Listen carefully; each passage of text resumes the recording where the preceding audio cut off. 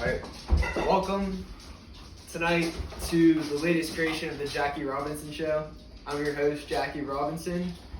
As you know, after I retired from baseball, I became a part-time sports commentator. And our special guest for tonight is Joe DiMaggio. Hey there, Jackie. Nice to meet you, bud. Did you happen to, take part in any hobbies after your retirement from baseball? Well, shortly after my retirement, I got into the Nintendo Home Run Derby, and my goal was to beat my total real-life home run high score. Joe DiMaggio here trying to break his record of 361 home runs.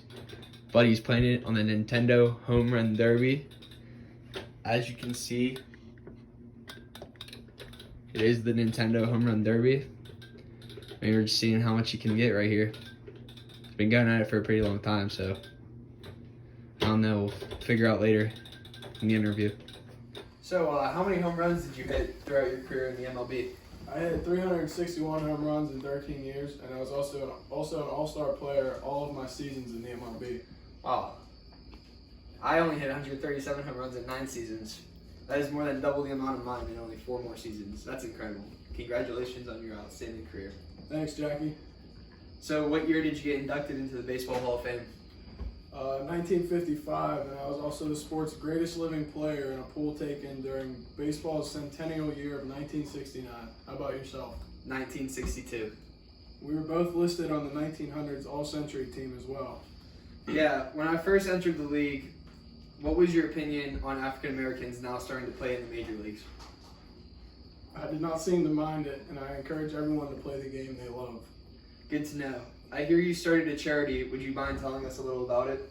Yeah, it's a charity called the Joe DiMaggio's Children's Hospital Organizations. It embraces my saying, no child will be turned away because of inability to pay. What was it like for you being the first African American in the major leagues? It was bad during some times. I got called racial slurs a lot whenever I was at the bat. But being the first African American to play in the major leagues, it was pretty awesome. It bothered me a lot at first getting called the racial slurs by my fans, but I got used to it from hearing it so much that I knew I had to keep my cool, because if I lost it, I don't think any other African Americans would be allowed to play in the MLB, and I'd also be kicked off my team. Yeah, that must have been very hard to take that in. Tell us more about your teammates and their attitude towards you on the team in the locker room. Most of them were cool with, we were a band of brothers, and but then of course there were a couple who did not like me on the team because the color of my skin, and they didn't think an African American should be doing very much of anything let alone playing in the MLB. Do you have any names you want to share along with that, or anything you'd want to say to them? I would just like to say to them that I made it, and if you would have cared as much as you did about baseball as you did the color of my skin, you would be in the Baseball Hall of Fame too.